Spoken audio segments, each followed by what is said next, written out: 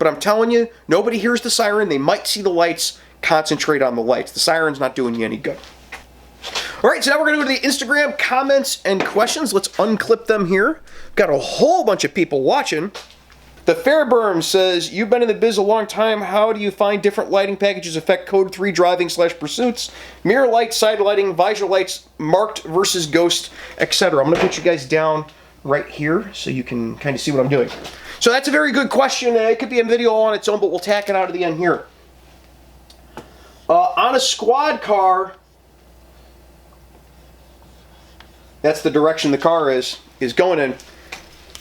The lighting that looks the coolest is the light bar and anything pointing straight out of the front of the car. Now, old school LEDs, your Gen 1 LEDs, were real high on the forward lighting and the reverse lighting. And the problems that we have is when we get to an intersection, we're really likely to get up to the intersection, get about here, and who we're going to get hit by is the person coming this way through the intersection or coming this way through the intersection. So the critical lighting that we need is not that straightforward lighting. This helps a lot on the highway if we've got all this light pushing forward because it tells people they need to get out of our way. But intersection clearing is where a lot of cops handle things every day. We're driving through town, going through intersections, and especially driving Code 3, what I need is lights on the mirrors that put light out this way. I need these cornering lights on the corners of the car that put light out that way. The running board lights on both sides of the car that put light straight out. We're going to need some high and low overhead lights. So from the side of the car,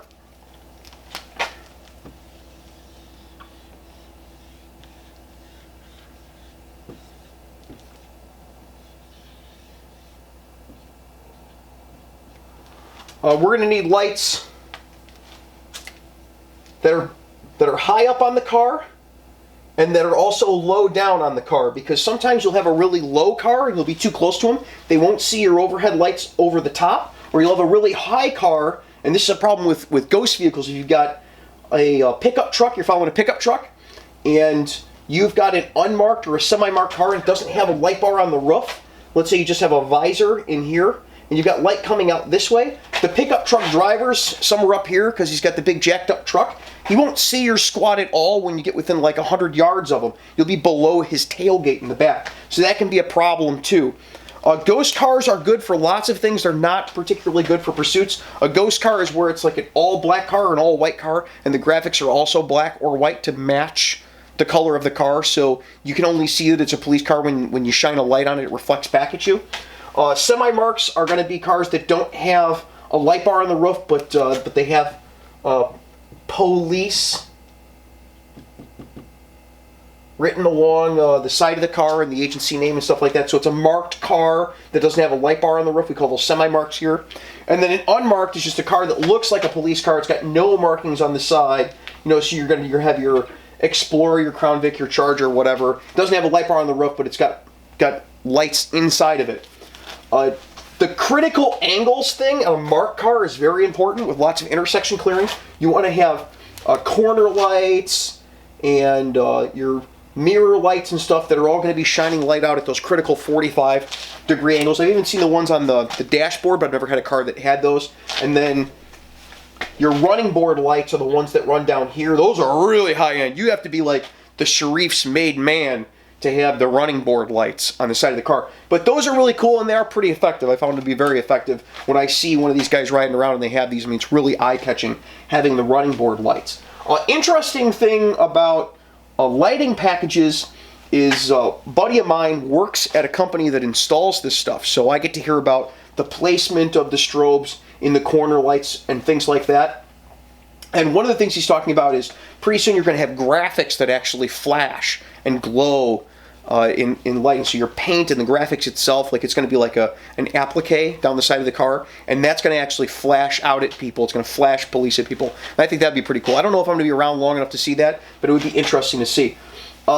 My preference in a pursuit The best car to be in a pursuit or driving code 3 is a fully marked, very large, well crash protected vehicle like a Ford Explorer or a Crown Victoria back in the day, but the Ford Explorers today, Chevy Tahoes, those all tend to do really well in crashes. They have a fairly low incidence of rollover, and you want them lit up like a Christmas tree in a pursuit or driving code 3, especially at these critical 45-degree angles for intersection clearing, because almost any light bar you put on the roof and any forward and rear lower lights, your like grill lights, are going to do fine. But it's that critical intersection clearing stuff you want to really pay attention to. And if your car doesn't have those lights on the side, some of the older marked cars just have a light bar on the roof, especially your unmarks or your semi-marks that have old Generation 1 LEDs, or God forbid has strobes or rotators. They don't have really good off-axis warning. So the car might have a light bar that's Gen 1 LEDs and Gen 1 LEDs in the front and back, and it might have like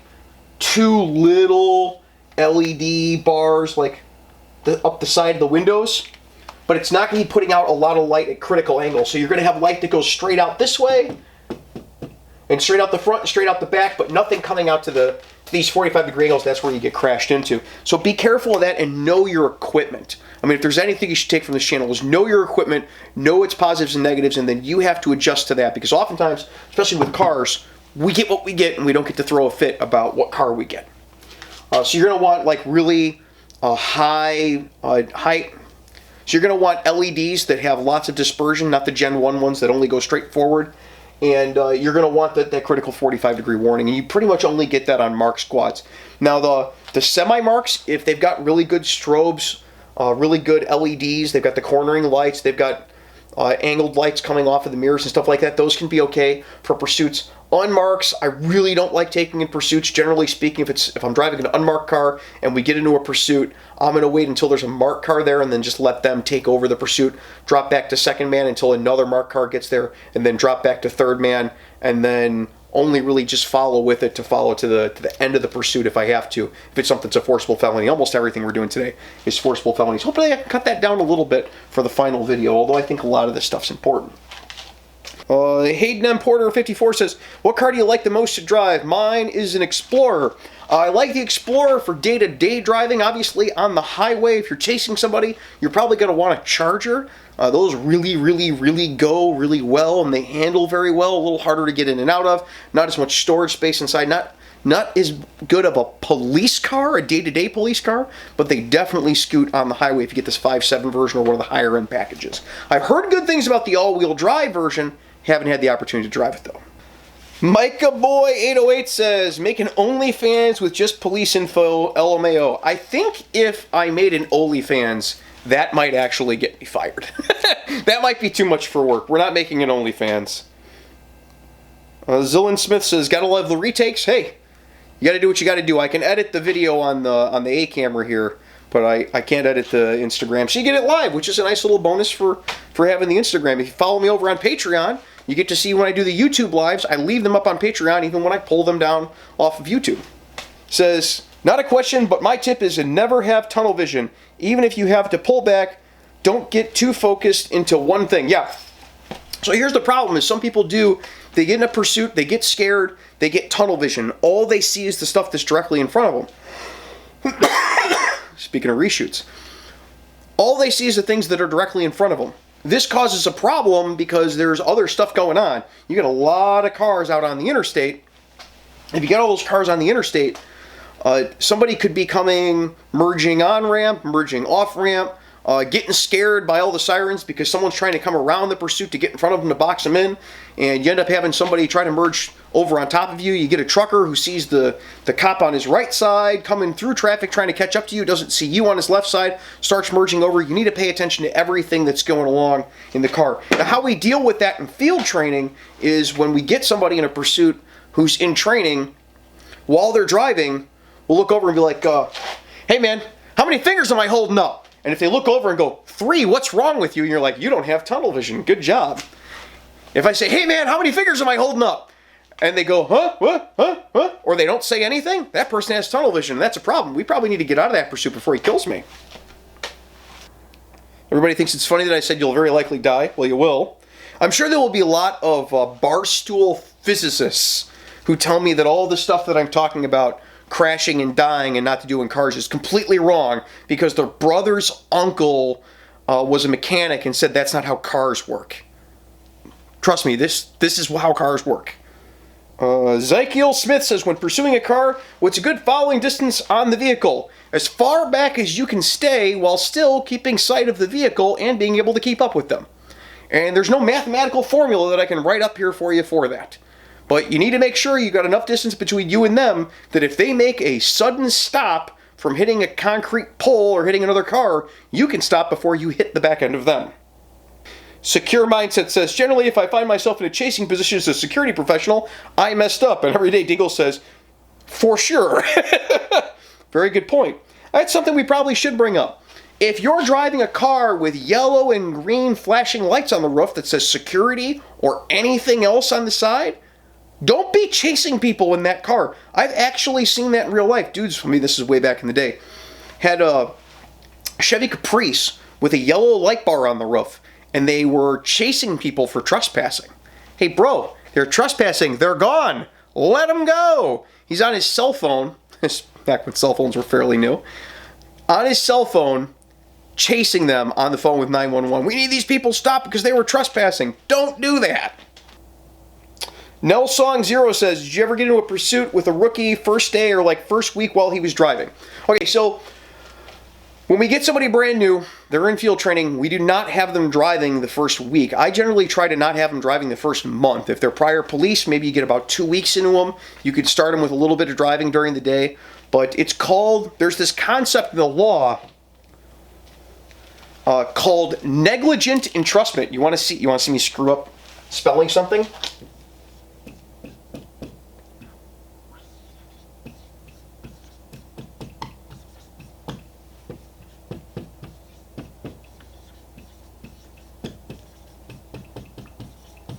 Hopefully I spelled that right. Negligent entrustment means giving someone responsibility when they are clearly not ready for it yet. So if I am in a pursuit and it's my new guy's first day or first week on the job, I have committed something in all likelihood that is negligent entrustment. I have let him drive a police car when he does not yet know the geography of the town well enough to drive. Remember what we said about knowledge of terrain. So I want to avoid these negligent entrustment issues. Just like if I was to, say, hop into a car like on the movies, and I was to say, I'm commandeering this car, follow that man, and get into a pursuit with the taxi driver driving, or, the mom and 2 kids in the car, and she's driving, and I'm telling her where to drive through traffic. That is examples of negligent entrustment. So we want to avoid those things. So generally speaking, don't have the new guy driving the first day or first week on the job, and we ease them into it. I don't very often have the first time they're driving being, drive all day. For a lot of people, just learning to drive 8 hours a day is a big thing. That's a long time to drive in a day. If you've ever driven 8 hours a day on vacation, you'll know how long 8 hours can be behind the wheel. So I normally start them off a couple hours in the morning on a day shift or on midnights, wait till 3 or 4 o'clock in the morning, have them drive for a little while, maybe get a couple of calls in. Hopefully they get to drive, a really soft code 2 to something, turn the lights on, whoop the horn a little bit going through an intersection on something. You're like, oh, there's a possible structure fire. And you're like, okay, turn the lights on, whoop the horn a couple of times. Let's slow down for all these intersections, right? We do those types of things. We ease them into a situation where they're going to be in a pursuit. I have had someone where 3 weeks into training, we had them driving full time. They were prior police. I trusted him. And we got into a pursuit, and it turns out that my trust was well placed. He did very well in the pursuit. Well, that was 3 weeks in. He had been prior police before. If I had a goofy college kid coming straight out of the academy, he probably wouldn't have been driving 3 weeks in, and definitely not during a time when I knew things were going to happen. The Fairburn says Chargers also have a third brake light up high. On Chargers, the entire deck illuminates with the brakes. Yeah, the problem is that rear panel thing across the back of the Charger, they tend to put strobes in those. So you want to pick a third brake light that isn't strobing and try to keep an eye on that if you're looking for when they're going to slam on the brakes. Secure Mindset says, what I really don't understand as a Dutch security guy is that the lights in the USA are so bright. Well, yeah, because people here, they get used to something and then we make it brighter and louder for them, and then they get used to that and we make it brighter and louder for them, and they get used to that and we make it brighter and louder for them. We see that with the headlights in the U.S. Everyone's headlights look like high beams, and as somebody who spends a lot of time at midnights, mostly obnoxious to me. The Fairburn says, and with all the new squads, as long as it isn't an in-house install, they have a brake override and a turn signal override feature. Yeah, that's a great theory. In theory, that's awesome. In practice, let's not die. Don't trust that. Don't trust that at all. Just keep an eye on that third brake light. Those types of things, all mechanical things can fail. And if the light's flashing, it's flashing on anyway, it's going to take your brain longer to figure out, hey, that's a flash that means the car's actually stopping or turning, than it is if you're watching something that's not lit up at all and all of a sudden comes on. That's the whole idea of the third brake light. Secure Mindset says, for Dutch standards, USA emergency services are lit up like a Christmas tree and just blind everyone. That is a problem here. We actually have high-low switches on some of the cars, and apparently the troopers don't know how to use them because they just leave them on high all the time, blind everybody, and then get angry when everybody tells them they should turn them down. They're like, well, don't hit troopers. Don't blind everybody and park in the middle of the street. I love troopers, but they are easy targets. Kind of like firemen. Three River Champs says, in reference to sirens, not to mention with the soundproofing in vehicles nowadays, the brighter the lights, the better chance of being seen. LED lights are always naturally brighter, and they put less strain on the electrical system. Yeah, like I said, sirens, people aren't going to hear them, especially at highway speeds. The brighter lights do help going through the back glass on SUVs. People are more likely to see them in the rearview mirror. But I find that most people are naturally not very observant anyway, and most of them don't see me till I've already passed them. And if they do see me, they slam on their brakes and pull to the left and end up almost causing a collision. So don't rely on any of that. You have to rely on you driving the car and not driving it into something. Officer Airsoft says, for citizens, if you get in crossfire and can't get out of the way, what would you do? Get as low to the ground as humanly possible. As I tell my wife, if Mr. Bangy Button comes out, your job is to get you and everybody you don't want to see dead as low to the ground as humanly possible. Preferably both of my children. Low to the ground. Because bullets have this tendency of flying pretty much horizontal with the ground unless somebody's, doing one of these with it. So low to the ground so the bullets fly over you. That's your best chance. That's all you got. Three River Champ says, parked all the Chargers here. Too many wrecks. Hey, funny story about that. Here too. Zykiel Smith says, video idea, foot pursuits, if you haven't already done one. That's actually pretty good. Although with my little tiny legs, foot pursuits don't happen much. Three River Champ says, fire and EMS run side lights, but not PD. Always blows my mind. Seems to be slowly changing, so that's a plus. Things in law enforcement very slowly change. So in EMS and fire services, they have national standards for things. You couldn't really have, in most places, an ambulance with 160,000 miles on it and rotators still on the roof and just about nothing else. But police departments? Whatever works, man. You use that thing till it blows up. Anthony Ruiz, 6458 says, have you ever had a kid pursue from you? We caught a kid driving a stolen car. He was 12 once, so I guess yes. He didn't make it far. NMC Cube 3 says, how long is your field training program? Ours starts at 4 months and gets longer from there. So there's a month and a half built in for extensions at whatever point the person needs extensions. So generally speaking, the least time you're going to get through is in 4 months, but it goes 5 or 6 months if the people need it, and a lot of people do. Ricky's 2244 says, my first high-speed pursuit I joined was when Pennsylvania State Police chased a group of guys that had just shot at them. I'll give you a piece of advice. You shoot at the police, it's on, bro. You're not going to like how that turns out for you. C93 Tillin Fintium says, any more body armor vids coming soon? Yeah, I do. I got... on the Instagram, you can see the vest from Safe Vest that we shot, and there's going to be a YouTube video about that coming some point in the future. Long story short, very, very small coverage area, but it does stop bullets, but the back face deformation is pretty apparent. Ricky's 2244 says, the bosses didn't put lights or sirens on our detective cars because the detectives don't want to be first on scene anyway. Hey, that's knowing your audience, at least. Now, our detectives have lights and sirens on their car, but they're not the best. They don't have that 45-degree off-axis warning that's really good. They don't like driving code 3 in them unless it's on the highway to get to work in order to get statements from witnesses.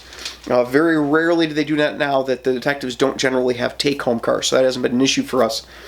So, hey, if you want more videos like this, you have to leave me comments. You have to leave me comments just like this video was a response to somebody's comment. I need more comments so that way I have more ideas for videos. There's lots of stuff coming up in the future, but I constantly need to plan out what I'm going to do long in advance, especially with the way the world's been going.